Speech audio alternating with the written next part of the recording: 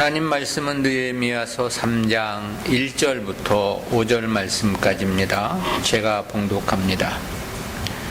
때 대제사장 엘리야십이 그 형제 제사장들과 함께 일어나 양문을 건축하여 성별하고 문짝을 달고 또 성벽을 건축하여 함메아 망대에서부터 하나넬 망대까지 성별하였고 그 다음은 여리고 사람들이 건축하였고 또 그 다음은 이므리의 아들 삭굴이 건축하였으며 어무는 하스나의 자손들이 건축하여 그 들보를 얹고 문짝을 달고 자물쇠와 빗장을 갖추었고 그 다음은 학고스의 손자 우리아의 아들 무레못이 중수하였고 그 다음은 무세사벨의 손자 베레가의 아들 무술람이 중수하였고 그 다음은 바나의 아들 사독이 중수하였고 그 다음은 드고아 사람들이 중수하였으나 그 귀족들은 그 주의 역사에 담붙지 아니하였으며. 아멘. 오늘은 북쪽 성벽 재건 공사라는 제목으로 말씀을 듣습니다. 느헤미야 3장도 제3차 포로 귀환과 예루살렘 성벽 재건 역사를 기록한 본서 전반부 1장부터 7장까지의 1년 기사입니다. 앞에 2장은 느헤미야의 귀환과 성벽 탐사 및 재건 동료와 관련된 서술이었습니다. 그런데 이어진 본장은 이제 본격적으로 성벽 재건 공사에 착수한 사실을 밝혀주고 있는 말씀이죠. 본장의 세부 내용은 기록된 바에 의하면 넷으로 구분해 볼 수 있겠습니다. 1절부터 5절에서는 북쪽 성벽을 건축한 이 공로자들의 명단에 대한 소개이고요. 이어진 6절부터 13절은 서쪽 성벽을 건축한 공로자들의 명단입니다. 그리고 14절부터 19절은 남동쪽 성벽을 건축한 가문들의 명단이고 20절부터 마지막 32절은 동쪽 성벽을 건축한 공로자들에 대한 명단입니다. 기록된 바 진술들은 전체적으로 성벽 공사를 밝힌 매우 단순한 내용들입니다.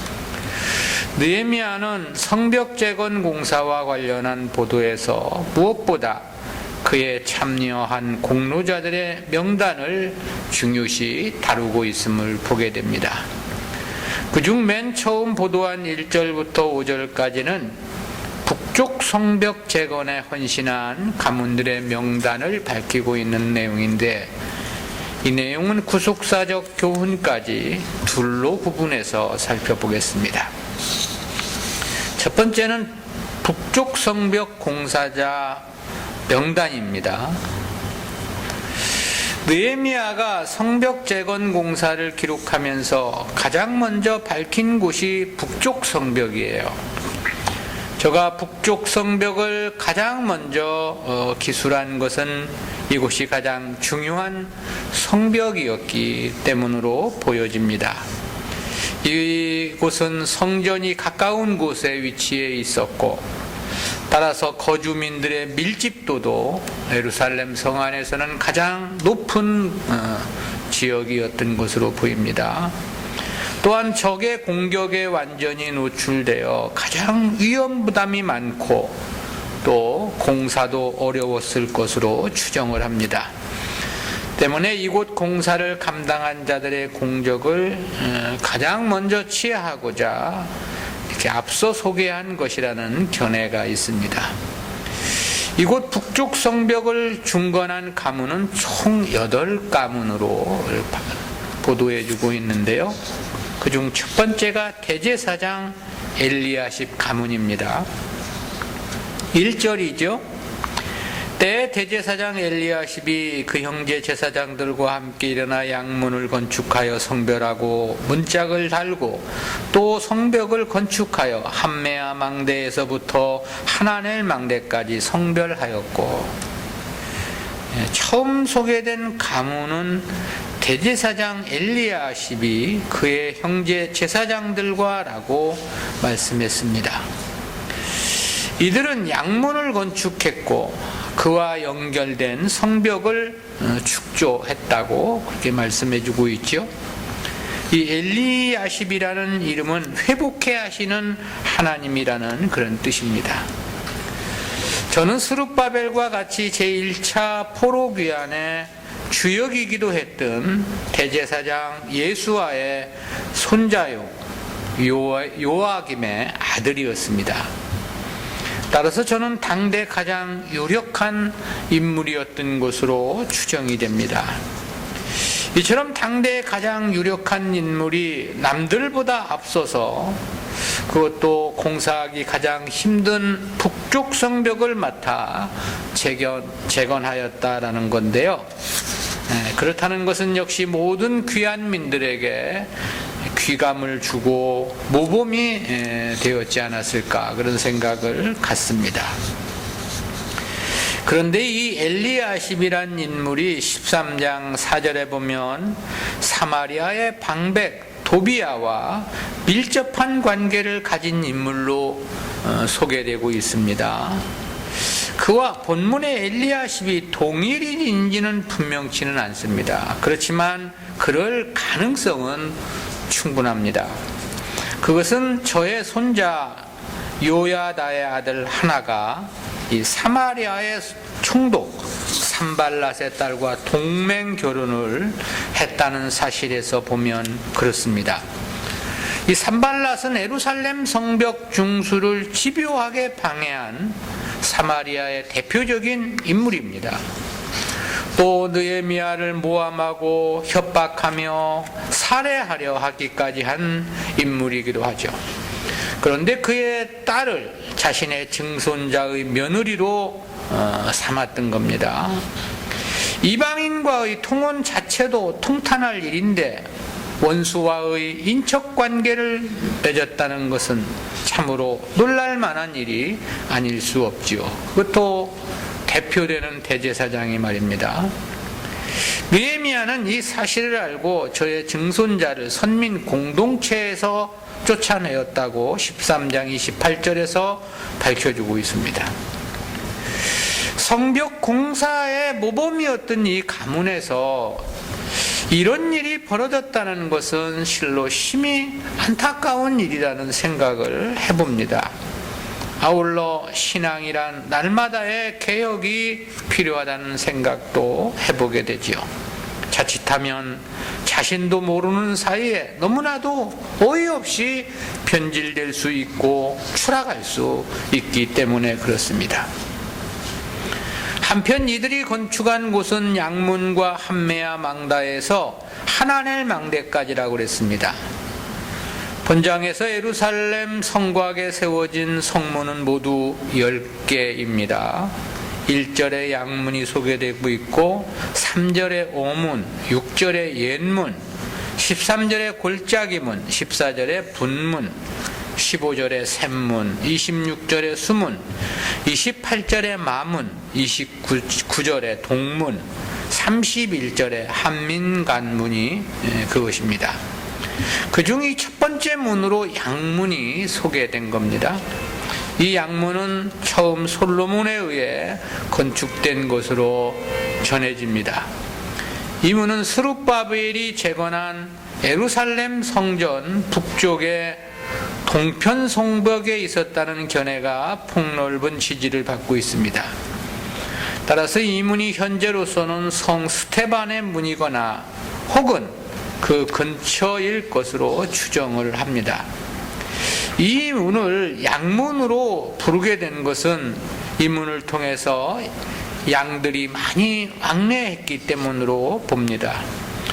아울러 이 문 곁에 양을 거래하는 시장이 있었을 것으로 추정하기도 하고요. 지금도 베두인족이 이 문을 통해서 양을 몰고 와서 읍내에서 판매를 하고 있다고 전해지기도 합니다. 또한 이 문은 성전과도 매우 가까운 거리에 있었습니다. 성전이 예루살렘 성의 동북쪽 성벽 가까이에 위치해 있었기 때문입니다. 그러므로 성전에 제물로 바쳐질 양들도 대부분 이 문을 통과했을 것으로 봅니다. 요한복음 5장 2절에 보면 이 문 앞에는 베데스다 연못이 있었습니다. 따라서 희생제사에 필요한 양들이 이 문을 통해 들어와 이 연못에서 깨끗하게 씻겨가지고 성전 구역으로 옮겨진 것으로 추정을 합니다. 제사장 가문이 양문과 더불어 이와 인접한 북쪽 성벽을 중수한 곳도 이곳이 성전과 가깝고 성전과 밀접한 관련이 있는 문이었기 때문으로 추정할 수 있습니다. 성벽은 함메아 망대에서 하나넬 망대까지 중수했다고 했습니다. 함메아 망대는 본절과 12장 39절에서만 나타나는 문인데요.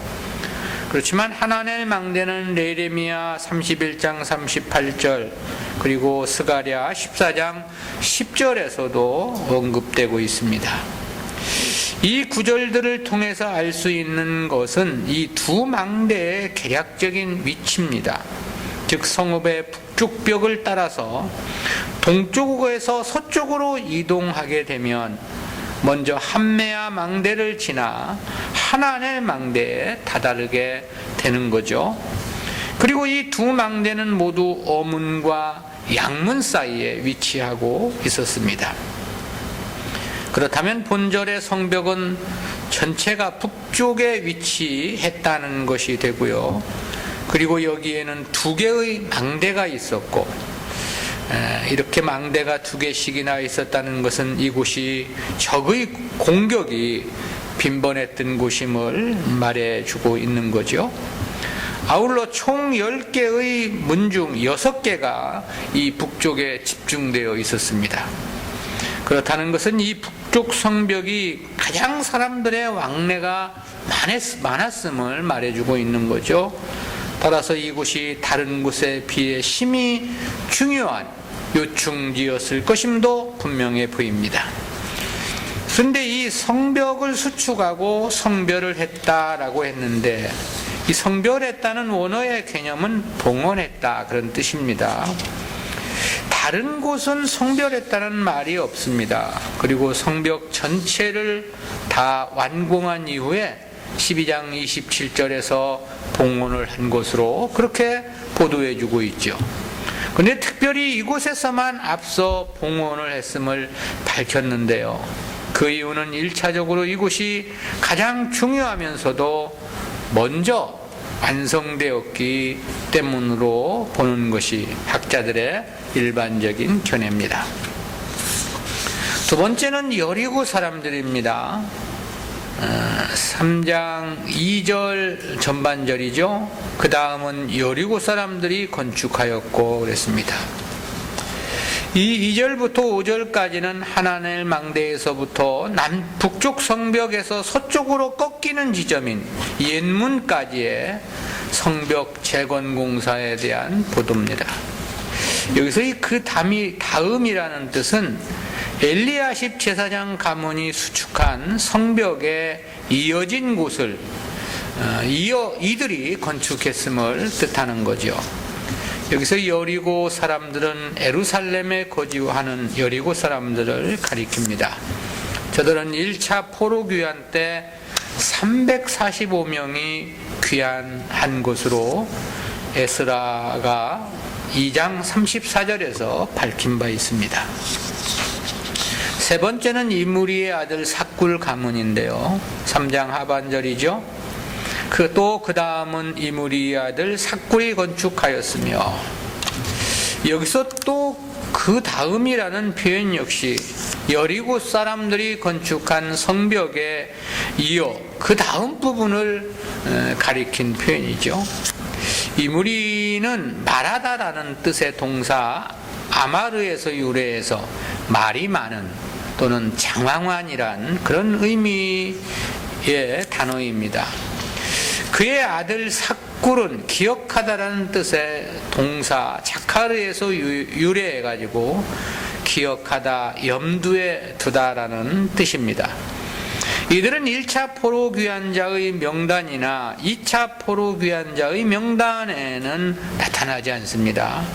그러나 삭굴은 당시 어느 가문의 대표였던 것만은 분명해 보입니다. 네 번째는 하스나의 자손들인데요. 3절이죠. 어문은 하스나의 자손들이 건축하여 그 돌보를 얹고 문짝을 달고 자물쇠와 빗장을 갖추었고 그랬습니다. 어문을 건축했다는 건데 이들이 이 어문은 솔로몬 성전 시대에 예루살렘 성의 주요 입구 중 하나였다고 전해지고 있습니다. 이문은 본서 8장 16절과 12장 39절에서 언급된 에브라임 문과 동일한 문일 것으로 추정을 하기도 합니다. 학자들은 예레미야 39장 3절에서 중문이 언급되고 있는데 그 중문이 본문의 어문일 것으로 추정을 하기도 하고요. 이 문이 어문으로 불려진 것은 이 문 바로 옆에 어시장이 있었던 데서 비롯되었을 것으로 추정을 합니다. 따라서 이 문은 지중해 연안 쪽을 향해 있었을 것으로 보고요. 그리고 요빠나 좀 더 멀리 두로에서 예루살렘에 공급되는 물고기가 이 문으로 들어왔을 것으로 추정을 합니다. 또 갈릴리 바다나 요단강에서 잡은 물고기들도 어시장으로 가기 위해서는 반드시 이 문을 통과했을 것으로 보고요. 역대하 33장 14절에서는 이를 생선문이라고 호칭을 하기도 했습니다. 하스나의 자손들은 바로 이 어문의 들보를 얹고 문짝을 달고 자물쇠와 빗장을 갖추었다 그랬습니다. 하스나는 가시가 많은 이란 뜻의 세나의 정관사 하가 접두된 이름입니다. 저는 에스라 2장 35절에 소개된 스나야와 동일 인물로 추정을 하고요. 이들은 제1차 포로 귀환 때 3,630명이 그 가문에서 귀환을 했습니다. 그래서 1, 2차 포로 귀환 가문 중에서 가장 많은 사람이 귀환했던 가문입니다.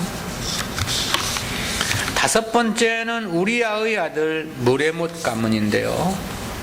4절 전반절입니다. 그 다음은 학고스의 손자 우리아의 아들 무레못이 중수하였고, 여기 그 다음이란 어문에서부터 서쪽 방향의 성문을 가리킨 표현이죠. 우리아의 아들 무레못은 에스라를 중심으로 이루어진 제2차 포로 귀환 때 바벨론에서 가져온 물품들을 정리했던 자입니다. 그는 본절뿐만 아니라 동쪽 성벽을 중건한 공로자의 명단에도 그 이름이 소개되고 있습니다. 그렇다면 저의 가문은 북쪽 성벽만이 아니고 동쪽 성벽 중건에도 크게 기여를 했다는 것을 말해주고 있는 거죠. 그렇다면 저는 남다른 하나님의 사랑과 이 뜨거운 헌신 정신을 가진 믿음의 사람이었음이 분명해 보입니다. 저의 조부인 학고스는 대상 24장 10절과 에스라 2장 61절에서도 소개되는데요. 거기 보면 학고스는 제사장 가문으로 소개되고 있고, 그렇다면 무레못은 명문 가문 출신이라고 말할 수 있겠습니다. 그런데 이 가문은 제사장 가문의 이름에는 등재되지 않아서 제사장의 직분을 행치 못하게 했다고 그렇게 에스라서에서 우리가 살펴본 바 있습니다. 그러나 본문의 기록에서 보면 이들이 예루살렘에 살고 있었고 신앙적으로도 매우 헌신적인 가문이었던 것만은 분명해 보입니다. 실제 신앙생활에서 그렇게 신분이 중요한 것은 아니죠. 그보다는 그가 누구이든 뜨거운 하나님 사랑에 의한 자기의 헌신이나 희생이 있는가가 매우 중요하죠. 하나님 앞에서의 평가는 직분으로 되는 게 아니라 주님에 대한 뜨거운 사랑과 자기 희생으로 가늠되는 것이기 때문에 그렇습니다. 여섯 번째는 베레기야의 아들 무술람 가문인데요. 4절 하반절입니다. 중반절입니다. 4절. 그 다음은 무세사벨의 손자 베레기야의 아들 무술람이 중세하였고 그랬습니다. 이들은 학고스 가문이 쌓은 성벽에 이어가지고 역시 서쪽 방향으로 이어지는 성벽을 쌓은 가문을 말하는 거죠. 무술람은 갚다, 보응하다라는 뜻에서 유래해서 보상된이라는 의미를 갖는 이름입니다. 성경에서는 모두 20여 군데서 이 이름이 등장을 하는데요. 근데 본문의 무술람은 후에 자신의 딸을 성벽 재건을 방해한 도비야와 통혼시킨 것으로 그렇게 6장 18절에서 보도해 주고 있습니다. 그렇다는 측면에서 보면 저가 과연 순수한 신앙으로 성벽 건축에 참여했는지 의심되는 면이 없지 않아 있죠. 자기 자신의 명예나 아니면 또 다른 어떤 유익을 위해서도 얼마든지 성벽 재건에 동참할 가능성은 있기 때문입니다. 만약 성벽 재건 동참이 순수한 마음이었다면 제사장 엘리야십 가문과 같이 그의 신앙의 변질을 생각하지 않을 수 없겠죠. 이방인과의 통혼은 그 당시로서는 가장 교회의 순수성을 파괴하는 심히 큰 죄악이었기 때문에 그렇습니다. 7번째는 바나의 아들 사독 가문입니다. 4장 하반절입니다. 그 다음은 바나의 아들 사독이 중수했고 이들이 중건한 곳은 역시 무슬람 가문이 중수한 곳에서부터 서쪽 방향으로의 성벽입니다. 이 사독이란 이름의 뜻은 의로움, 공의라는 뜻을 가진데요. 성경에는 여러 명의 사독이 등장을 합니다. 가장 먼저는 다윗 통치 때 아비아달과 함께 제사장의 일을 한 인물이 있고요. 솔로몬 시대 단독으로 대제사장이 된 사독도 있습니다. 이스라엘 역사를 통틀어서 이 솔로몬 시대의 이 사독이 가장 유명한 인물로 손꼽혀지고 있죠. 주님 당시 사독의 파가 이 사독의 이름에서 유래했다는 것도 저의 유명세를 반영해주고 있습니다. 물론 본문의 사독은 그를 말하는 것은 아니겠죠. 저는 이후 10장 22절에 보면 에스라와 느헤미야가 주도한 언약갱신에 동참하며 인을 친 사독과 동일인입니다. 마지막 8번째로는 드고아 사람들인데요. 5절이죠. 그 다음은 드고아 사람들이 중수하였으나 그 귀족들은 그 주의 역사에 담붙지 아니하였으며 그랬습니다. 이 드고아라는 이름은 확정, 굳은이라는 뜻인데요. 이것은 임명이 아니라 지명입니다. 이곳은 예루살렘 남동쪽 14.5km 지점, 베들레헴으로서는 남쪽 약 8km 지점에 있는 해발 822m의 구릉에 위치한 성읍입니다. 이곳은 과거 르호보암이 유다 지역의 경비를 위해 성읍을 세웠는데 그만큼 이곳이 전략적 요충지로 알려지고 있습니다. 또 이곳은 선지자 아모스의 고향이기도 합니다. 그런데 2차 포로 귀환자 명단에 이들에 대한 소개는 없습니다. 그렇다면 1차 귀환 때 이들은 가게별 명단으로 분류되었을 것으로 보입니다. 그러나 세월이 흐르면서 혈연보다 이제 지역적 유대감이 더 커져가지고 드고아 사람들이란 명칭으로 이들을 불렀던 것으로 보여지지요. 특히 여기에 보면 그 누구도 이름이 기록되지 않았습니다. 그렇다는 것은 이들 중에 지도자로 내세울 만한 유력한 자가 없었기 때문이 아니냐, 그런 추정을 가능케 합니다. 왜냐하면 이들 지역에서는 귀족들은 이 역사에 담붙지 않았다라고 말씀하고 있기 때문입니다. 여기서 이 담붙이에 해당하는 원어적 개념은 그들의 몫이라는 뜻입니다. 즉 드고아에 살고 있는 귀족들은 자기들이 해야 할 몫을 행치 않았다는 그런 뜻인 거죠. 그 이유에 대해서는 이들에게 오래전부터 산발랏이나 도비아의 영향력이 미쳤을 것이기 때문으로 봅니다.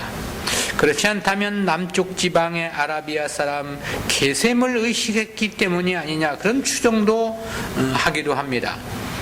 또한 예루살렘이 자신들이 거주하는 곳이 아니라는 이유도 작용했을 것이란 추정도 해볼 수 있겠죠. 그리고 이러한 기록에서 보면 당시 성벽 재건은 이스라엘 전체가, 민족 전체가 다 동참한 것은 아니었음을 알 수 있습니다. 아무튼 북쪽 성벽은 대제사장 엘리야식 가문으로부터 드고아 사람들까지 총 8가문이 중수를 했다, 그렇게 볼 수 있겠죠. 이들이 중수한 성벽의 구체적인 범위는 양문에서부터 옛문까지입니다. 우리는 이러한 성벽 중건의 말씀을 통해서 두 가지 구속사적인 교훈을 생각해 봅니다. 첫 번째는 신앙의 본질은 그냥 지켜지는 게 아니라 자신의 희생을 통해서 지켜지는 것이라는 그런 교훈입니다. 그것은 엘리야식 가문과 무슬람 가문을 통해서 깨닫게 되는 교훈입니다. 제사장 엘리야십은 자신의 증손자를 사마리아 총독 산발랏의 딸과 동맹 결혼을 맺게 했다고 그랬습니다. 그리고 무슬람은 산발랏의 수하에 있던 방백 도비아를 자신의 사위로 삼았다고 했습니다. 성벽 재건에 헌신적이었던 이들 가문이 이러한 일을 할 수 있었던 것, 역시 신앙의 변질과 타락을 말하지 않을 수 없다라는 건데요. 그 당시 이방인과의 통혼은 순수한 이스라엘의 혈통을 훼손하는 일이고, 아울러 그것은 교회의 순수성을 훼손하는 가장 큰 죄악이었던 것입니다. 이들은 그것이 이스라엘을 보호하는 방법이라는 명분을 가졌는지 모릅니다. 지극히 적은 귀한 맨들의 수요이기는 했죠. 그것도 여러 지역으로 뿔뿔이 흩어져 예루살렘 안에는 거민이 희소했다 그랬습니다. 그러니 민족을 위하고 백성들을 위해서도 불가피한 선택이라고 하는 당위성을 피력했을지도 모릅니다. 물론 자기 가문에게는 보다 더 유익한 그 무엇인가가 있었겠죠. 저들은 그 시대 이스라엘에 가장 크게 영향력을 행사하는 사마리아의 총독이었고 그의 가장 유력한 방백이었기 때문입니다. 그러나 하나님 백성들에게 신앙의 순수성, 이 진리에 대한 훼손은 목숨을 희생해서라도 지켜야 할 절대적인 요소인 것입니다. 하나님은 자기 백성들을 창세 전에 선택하셨음을 말씀했습니다. 그렇다면 택함을 받은 자들의 하나님 섬김의 순수성은 이미 창세 전부터 약속된 운명적 관계라고 말할 수 있습니다. 때문에 하나님 백성들은 떡으로 사는 게 아니라 하나님의 말씀으로 사는 것임을 말씀하기도 했죠. 따라서 어떤 민족적 안위나 개인적인 유익이 있다 하더라도 이방인과의 통혼은 해서는 안 되는 일이었던 거죠. 그 어떤 조건이라 하더라도 과감히 떨쳐버리고 혈통과 신앙의 순수성을 지키는 선택을 했어야만 했다라는 것입니다. 그러나 늘 우리 인간들이 그렇듯이 인본주의적인 생각, 자기 유익에 매우 심약한 것은 동서고금을 막론하고 동일하다는 생각을 해보게 됩니다. 때문에 신앙의 순수성은 반드시 자기 희생을 통해서만 지켜질 수 있고 또 지켜갈 수 있다라는 거죠. 북이스라엘의 7대 왕 아합은 국가의 안위를 위한다는 명분으로 시돈의 공주 이세벨과 정략적 결혼을 하죠. 그렇지만 저는 오히려 이세벨의 꼭두각시 노릇을 할 수밖에 없었습니다. 그 결과 선지자들을 죽이고 이스라엘을 온통 우상의 나라로 만들어 놓고 말았죠. 인본주의적인 생각이 여호와 신앙의 순수성을 훼손하고 나라를 망쳤으며 결국 자신도 망하고 마는 결과를 초래했던 것입니다. 따라서 성도는 신앙 앞에 그 어떤 유무익을 논해서는 안 되는 것입니다. 삶과 죽음, 생존의 문제라 하더라도 신앙의 순수성을 놓고 타협하려 해서는 안 되는 겁니다. 신앙이라는 것은 절대 꼭 먹고 알 먹기식은 될 수 없는 것입니다. 하나님과 재물을 겸하여 섬길 수 없다고 했듯이 도랑치고 가재 잡고 누이 좋고 매부 좋은 형식은 있지 않는 것입니다. 나를 헌신하겠다는 각오가 있어야만 합니다. 어떤 희생도 감당하겠다는 결단이 늘 성도들 마음속에 살아 있어야만 하는 거죠. 진리의 본질, 신앙의 순수성을 오직 자기 희생을 통해서만 지켜갈 수 있는 것이기 때문에 그렇습니다. 유무익을 따지면 지켜갈 수 없는 까닭인 것이기 때문인 거죠. 두 번째는 은혜와 축복은 세상 것으로 가늠되는 것이 아니라는 교훈입니다. 그것은 득우와 거민을 통해서 생각해보는 교훈입니다. 득우와 주민들 중 귀족들은 성벽 재건에 동참하지 않았다고 했습니다. 그러면서도 성벽 재건에 동참한 사람들 중 그 누구의 이름도 밝히지를 않았습니다. 그것은 이름을 내세울 만한 지도자가 없었기 때문이라고 했습니다. 그렇다면 성벽 재건에 동참한 자들은 대부분이 생활이 어려운 천민들이었을 것임을 말해줍니다. 따라서 여기에는 귀족과 천민이란 두 그룹이 확연히 구분되는 현상을 보여주고 있는 거죠. 일반적으로 사람들은 귀족들이 하나님의 은혜를 받은 사람들이라고 평가를 하겠죠. 왜냐하면 저들은 신분적으로도 월등했고 경제적으로도 훨씬 더 부유했을 것이기 때문에 그렇습니다. 여기서 이 귀족으로 번역된 히브리어 웨아틴 네헴이라는 단어는 위대한 사람, 권위 있는 사람, 힘센 사람, 유명한 사람 등의 뜻을 나타냅니다. 그러니까 이들은 득오아에서는 어떤 면으로든 상위층으로 분류되는 사람들임이 명백하다라는 거죠. 그러니 자신들은 더 많은 하나님으로부터의 축복을 받았다고 자랑스럽게 생각을 했을 것입니다. 그것은 그들만의 평가가 아니고 다른 사람들 역시도 그러했겠죠. 그러나 우리는 득오아 사람들을 통해서 실제 하나님의 은혜를 받은 사람들은 귀족이 아니라 가난한 천민들이었다는 사실에 주목하지 않을 수 없는 거죠. 그것은 저들이 성벽 재건에 자신을 들여 희생했다는 것 자체가 바로 은혜를 받았다는 증거이고 축복을 받았다는 증거이기 때문에 그렇습니다. 성경은 언제나 은혜에 대하여 세상 것으로 평가하지 않습니다. 하나님을 위한 희생과 드려짐이란 요소를 통해서 평가를 하죠. 때문에 바울은 고린도후서 8장에서 고린도 교회 성도들을 향해서 마게도냐 교회 성도들이 받은 은혜를 자랑하는 것을 볼 수 있지 않습니까? 당시 고린도는 헬라의 전체의 빛이라고 일컬을 만큼 부유한 도시였습니다. 때문에 그 당시 고린도 교회 성도들도 매우 부유한 삶을 살았던 것으로 보여지죠. 그렇다는 것은 고린도전서 4장 8절에서 너희가 이미 배부르며 이미 부유하며 우리 없이 왕노릇하였도다라고 말하였음에서도 잘 나타내주고 있죠. 그러나 그들에 비해 마게도냐 교회 성도들에 대해서는 그렇게 말했습니다. 고린도후서 8장 2절입니다. 환난의 많은 시련 가운데서 저희 넘치는 기쁨과 극한 가난이 저희로 풍성한 연보를 넘치도록 하게 하였느니라.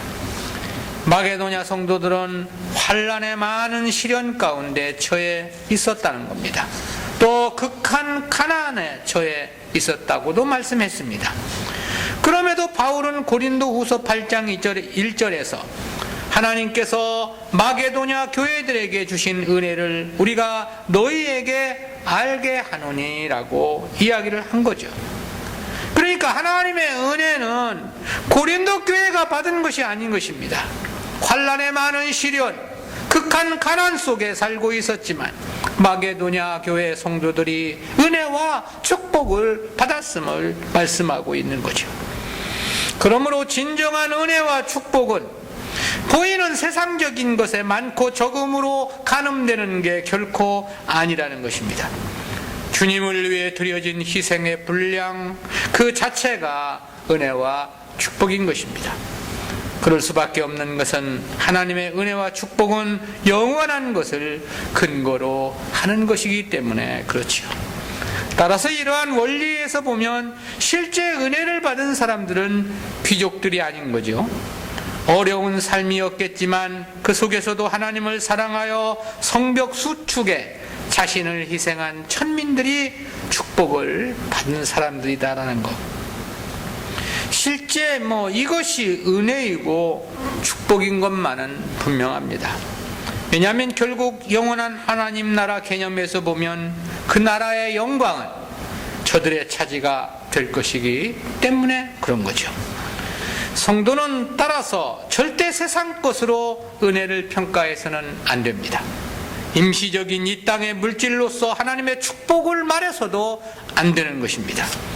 왜냐하면 결과론적인 측면에서 보면 은혜와 축복은 주님을 위한 드려짐과 희생의 분량으로 평가되는 것이기 때문에 그렇습니다. 오늘날 교회들이 그저 많으면 은혜고 크면 축복이라고 생각하는 이런 물량주의적인 생각이 얼마나 잘못된 생각인가를 우리가 성경을 통해서 깨달을 수 있는 것이죠. 진정한 은혜, 진정한 축복은 하나님 사랑, 하나님을 위한 희생적인 삶에 있다. 기도합니다. 사랑의 하나님 은혜를 진실로 감사합니다. 오늘도 성벽 중건에 동참한 여러 가문들의 행위를 통해서 진정한 신앙은 과연 무엇이고 우리는 어떠한 마음으로 하나님을 섬겨가야 하는가를 깨닫게 해주심 진실로 감사합니다. 우리의 신앙은 그저 지켜지는 게 아니라 희생을 통하지 않고서는 결코 지켜질 수 없다는 원리를 깨닫게 해주심 진실로 감사합니다. 그저 유무익을 따지고 세상 것에 많고 적음을 생각해서는 온전한 신앙을 보존해 갈 수 없다는 사실을 우리 마음속에 명심하고 신앙의 문제를 세상 것의 유무익으로 계산하거나 판단하는 어리석음을 행하지 않도록 주여 저희들을 도와주시고 인도해 주옵시기를 간절한 마음으로 빌고 소원합니다. 비록 세상 것은 없다 하더라도 주님을 더 뜨겁게 사랑하며 주님께 드려지기를 원하는 진정한 믿음의 삶으로 인생을 승부해 갈 수 있도록 저희들을 주장하여 주시옵소서. 감사드리옵고 예수님의 이름으로 기도드리옵나이다. 아멘.